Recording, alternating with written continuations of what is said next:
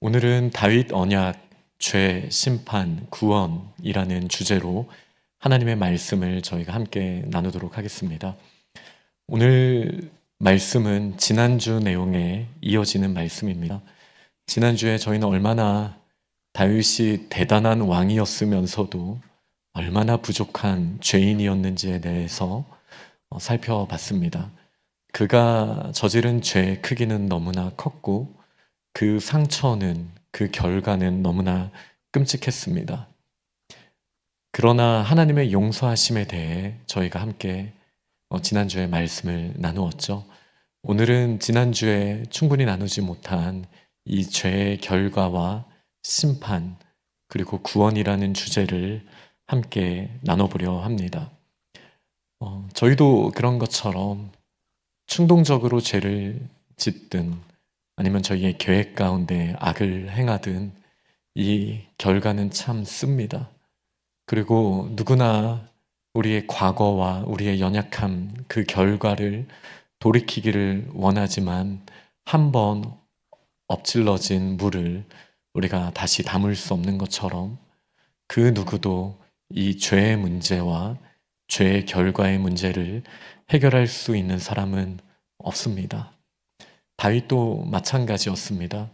그는 하나님 앞에 무릎 꿇고 용서함을 구하고 용서함을 받은 사람이지만 그렇다고 해서 다윗에게 그 죄의 문제를 완전히 해결하고 이제 그 죄와 전혀 상관없는 삶을 살 것을 우리는 기대할 수 없습니다. 오늘 저희가 읽은 시편 51편은 그가 밧세바로 큰 죄악을 저지른 이후에 하나님 앞에 불렀던 회개의 노래입니다. 또 이제 시편 말씀을 보면 이 다윗이 죄에 대해서 어떻게 노래하고 있는지를 우리는 계속 보게 됩니다. 제가 시편 38편 말씀을 한번 읽어드릴게요.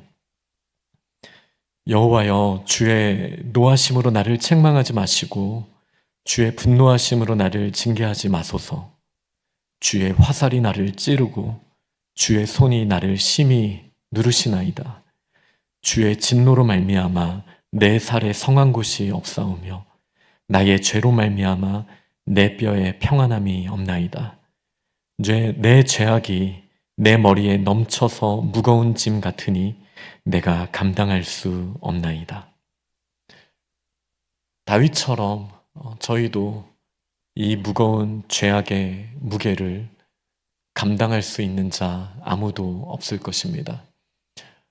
우선 밧세바를 범한 이후에 다윗은 심지어 그 밧세바를 자신의 아내로 삼았습니다. 하나님은 네가 나를 경멸하는 것이다 라고 크게 꾸짖으셨습니다. 그리고 다윗에게 이렇게 말씀하시죠. 너의 가문에 이제 칼이 끊어지지 아니할 것이다. 다윗의 죄악의 쓴뿌리는 그 자녀들까지도 영향을 받게 됩니다. 우선 첫 번째, 다윗의 범죄의 열매인 밧세바 사이에서 태어난 아이에게 이제 죽음의 재앙이 찾아오게 되었습니다. 그때 이 다윗은 간절히 금식하며 하나님 앞에 매달립니다. 그리고 이제 다른 성경의 맥락을 통해 봤을 때 아마 다윗의 기도는 이랬을 것 같습니다. 하나님, 이 아이가 무슨 죄가 있습니까? 제가 죄인이지 않습니까? 차라리 저를 데려가 주시고 저를 죽이시옵소서. 아마 이런 마음으로 간절하게 다윗은 구했을 것입니다. 그는 그의 죽음보다 더 큰 슬픔, 그의 아이의 죽음을 보게 되었습니다. 그리고 다윗의 죄를 보고 자란 그의 자녀들은 이 죄의 굴레를 벗어날 수 없었습니다. 그의 큰아들 암논 같은 경우는 다윗 그 아빠의 모습처럼 제7계를 범하고 또 성적인 죄를 범하는 모습으로 나오는데 그의 이복 여동생 다말에게 하지 말아야 할 아주 악한 행동을 행하였죠. 그리고 이 결과에 따라서 다말의 오라버니라고 할 수 있는 압살롬은 복수를 다짐합니다. 그리고 다윗의 철저한 계획 가운데 다윗의 아들들을 자신의 축제에 초청하게 됩니다. 암논이 포함이 되어 있죠. 성경에는 다윗에게 19명의 이름 있는 아들과 또 딸이 있다라는 것을 분명히 말하고 있습니다. 그러나 이름이 없는 아들도, 이름이 기록되지 않은 아들과 딸들도 있었을 것입니다. 몇 명을 초청했는지 모르지만 성경은 이 압살롬이 다윗의 아들들을 다 초청했다라고 합니다. 그리고 이 소식을 들은 다윗은 그의 아들들이 다 죽게 될 것이라는 것을 직감하게 됩니다. 그러나 하나님께서 저는 은혜를 베푸셨다고 생각합니다. 이 가운데 압살롬은 암논을 살해했지만 다른 형제들은 하나님께서 지켜주시는 일이 있었습니다. 그리고 이 압살롬의 칼날은 다윗을 향하게 됩니다. 아들이 반란을 일으킵니다. 예루살렘 산성은 가장 높은 곳에 있기에 쉽게 함락될 수 없는 곳이라고 우리는 역사를 통해서 압니다. 그러나 압살롬이 반역을 꾀한다라는 얘기를 들은 다윗은 그 성을 전쟁 없이 비우고 그냥 나오게 됩니다. 자신의 죄악의 무게를 알고 있기에 하나님이 마땅히 자신을 심판하셔야 된다는 것을 알았던 다윗의 모습이라고 저는 생각합니다. 그러나 이 압살롬의 반역 가운데 압살롬의 죄악은 또 다윗과 비교할 수 없을 정도로 더 컸죠. 하나님의 선하심으로 심판이 이루어질 수 없었습니다. 그렇기에 다윗의 용사들을 통하여 하나님께서는 압살롬의 칼에서부터 다윗을 다시 구원하여 주십니다. 이 과정에서 압살롬은 죽게 되었죠. 나무에 매달려 죽임을 당하게 됩니다. 그때 다윗이 어떻게 기도했는 줄 아십니까? 압살롬을 슬피 그 이름을 부르면서 내가 죽었어야 되는데 네가 죽었구나. 내가 죽었어야 되는데 이렇게 울부짖는 다윗의 모습이 나옵니다.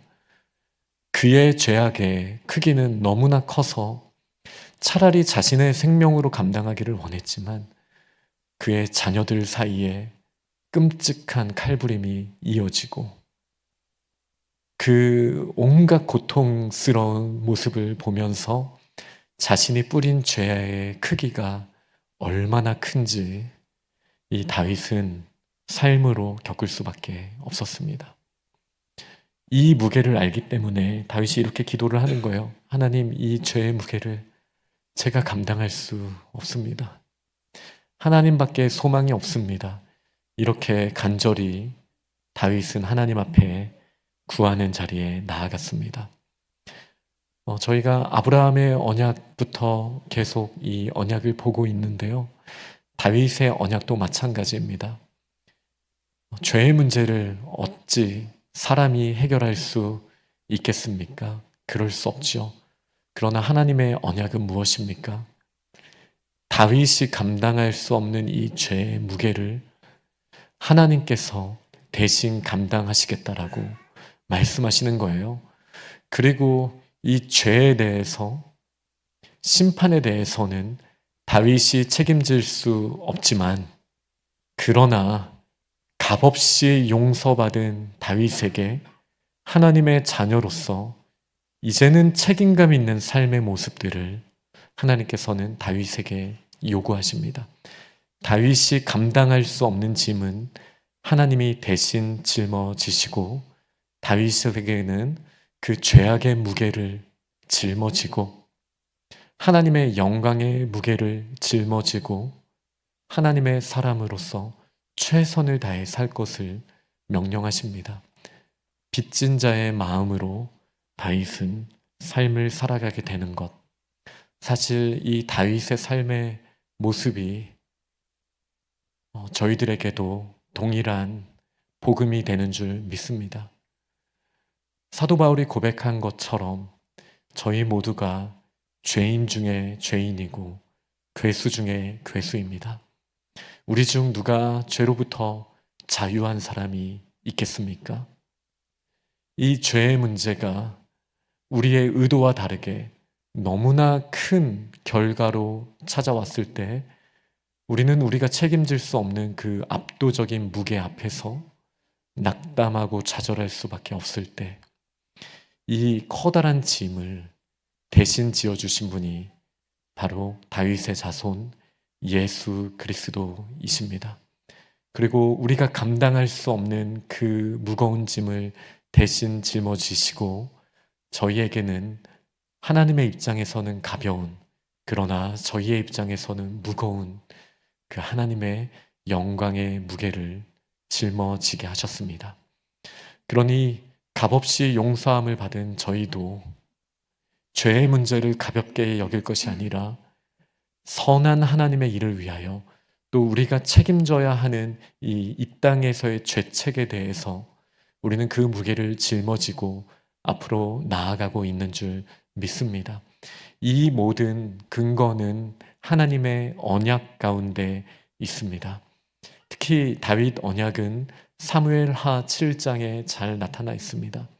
다윗의 간절한 소망, 시편 23편을 포함해서 다윗의 시들을 보면 제가 주의 전에 거하기를 원합니다. 간절히 원하는 거거든요.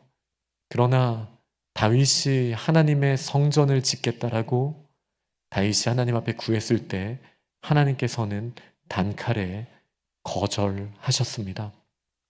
피를 흘린 다윗에게 이 성전을 지을 자격이 없다라고 말씀하시죠. 그러나 하나님의 약속은 무엇입니까? 다윗의 씨를 통하여 내 집을 내가 세우리라. 그리고 너의 집도 내가 세우리라. 이렇게 언약을 하셨습니다.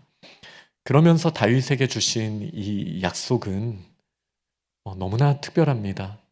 다윗과 다윗의 자손이 잘못을 저질렀을 때 내가 인생의 매와 채찍으로 그를 훈계하겠다. 하나님께서 그를 혼내시고 또 심판하실 것을 분명히 하십니다. 그러나 그 왕위를 빼앗지는 않겠다라고 영원한 왕위를 하나님께서 약속하셨습니다.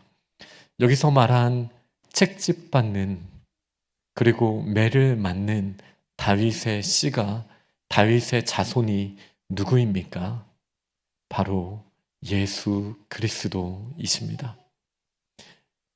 다윗의 잘못을, 우리 인생의 잘못을 대신 짊어지신 예수 그리스도로 말미암아 저희들의 잘못으로 인해 우리가 이 땅에서 책임질 부분 책임지며 나아가지만 영원한 관점에서 책임질 수 없는 죄의 본질과 죄의 결과를 하나도 남김없이 예수 그리스도께서 대신 짊어지셨습니다.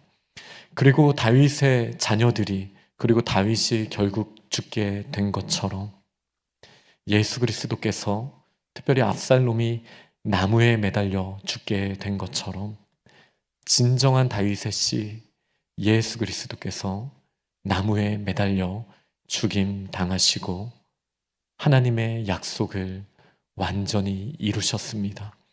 이 언약을 믿는 자들에게는 이 죄와 심판이 예수 그리스도 위에 온전히 쏟아지게 되고 이제 구원함을 받는 새로운 피조물로서의 삶을 살게 되는 것입니다. 이 다윗의 인생을 돌아봤을 때 이 무거운 죄는, 죄의 결과는 그의 가문을 끝까지 괴롭혔습니다. 이 죄의 결과는 다윗의 가문을 완전히 멸족시킬 만큼의 파급력이 있었지만 하나님은 그때마다 은혜로 그 가문을 지켜주셨었습니다. 압살롬으로부터도, 그 아들 압살롬으로부터도 하나님께서는 이 가문을 지켜주셨죠. 이제 시간이 지나서 다윗이 큰 범죄를 저지르게 됩니다. 바로 사무엘하 마지막 장에 나오는 계수의 문제인데요. 백성의 숫자를 인구 조사를 하는 게 뭐가 그렇게 큰 문제일까라고 저희가 생각할 수 있지만, 이제 고대 맥락에서 백성의 수를 센다라는 것은 전쟁을 위해서 이제 군사 소집을 한다라는 의미이기도 합니다. 그런데 하나님이 명령하신 거룩한 전쟁이 다 끝난 상황에서 다윗은 자신의 이름을 높이기 위한 전쟁을 준비한 맥락으로 저희는 이해할 수 있겠습니다. 그래서 하나님께서 사람들을 보내셔서 경고하시지만 여전히 다윗은 자신의 계획대로 이것들을 진행합니다. 그리고 하나님의 심판이 이 땅에 임하게 되었습니다. 수많은 사람들이 전염병으로 죽게 되었을 때 다윗은 어떤 기도를 했습니까? 하나님, 이 백성들에게 어떠한 죄가 있습니까? 다 저의 잘못이지 않습니까? 저의 집을 심판하여 주시고 이들은 구원하여 주옵소서. 다윗은 이렇게 간절히 기도합니다. 그때 하나님께서 어떻게 명령하십니까? 바로 다윗에게 제사를 드리라고 하나님께서 명령하시게 되는데요. 아라우나의 타작마당을 구매하게 하셨고 그곳에서 동물의 피를 흘리고 하나님께서는 이 죄를 용서하시는 일을 또 허락하시게 됨을 저희가 성경을 통해 또 잘 보게 됩니다. 다윗은 책임지고 싶다라고 말했지만 다윗에게는 책임질 수 있는 능력이, 자격이 없었습니다. 이것이 우리의 인생의 모습이죠. 그러나 아라우나의 타작마당을 값으로 구매하고 또 그가 죄 없는 짐승을 하나님께 드림은 분명히 예수 그리스도의 십자가 대속을 예표한다라고 할 수 있습니다. 바로 이 아라우나의 타작마당을 성경은, 역대기는 뭐라고 설명하고 있습니까? 바로 이 아라우나의 타작마당은 모리아 산이라고 이야기하고 있습니다. 이 모리아 산은 이전에 아브라함이 그 아들 이삭을 결국 죽음으로 갈 수밖에 없음을 인정하는 상황에서 하나님께서 이삭 대신에 한 짐승을 예비하셔서 이삭을 구원하시겠다라고 약속하신 그곳이지 않습니까? 아브라함의 언약의 상징적인 장소가 바로 이 모리아산 아라우나의 타작마당이었습니다. 그러나 다윗의 때에도 하나님의 이 약속은 변개치 않았습니다. 그래서 하나님께서는 이 약속의 땅 모리아에서 다윗과 다윗의 가문과 유다 온 이스라엘 가운데 임할 죽음의 천사를, 이 심판을 멈추게 하시기 위하여 이 모리아 산 위에서 죄 없는 한 생명의 피를 흘리게 하셨습니다. 그리고 저희가 잘 아는 대로 이 모리아 산은 나중에 다윗의 아들 솔로몬이 성전을 짓는 곳이 됩니다. 그리고 예수 그리스도께서 오시기까지 1000년 동안 이 모리아 산에서 죄 없는 동물들이 대신 죽임을 당하고 하나님의 심판이 임하게 됨을 나타내고 있었죠. 그리고 1000년이 흐른 후에 예수 그리스도께서 이 땅에 오셔서 그 약속의 산 위에서 십자가를 지셨다라는 사실을 저희는 너무나 잘 알고 있습니다. 이후에도 다윗의 가문에는 위기가 계속 있었습니다. 이 아합과 이세벨의 딸 아달랴를 정략 결혼을 통해 유다의 왕과 결혼하게 했었죠. 이 여호람 왕은 아달랴와 결혼했습니다. 그러나 이 여호람 왕이 죽고 나서 그 둘 사이에 태어난 아하시아 왕이 되었을 때에도 하나님의 나라가 크게 위험해 보이진 않았지만 자신의 남편과 아들까지 죽게 되자 이 아합과 이세벨의 딸 아달랴는 다윗의 모든 가문을 멸절시키기로 작정하고 모든 왕자들을 죽입니다. 그때 하나님의 은혜의 손이 다윗의 자손 중에 한 명을 남기시죠. 그 아기의 이름이 요아스입니다. 이 요아스가 어디에 숨어서 살아남았습니까? 바로 이 아라우나의 타작마당이 있었던 곳.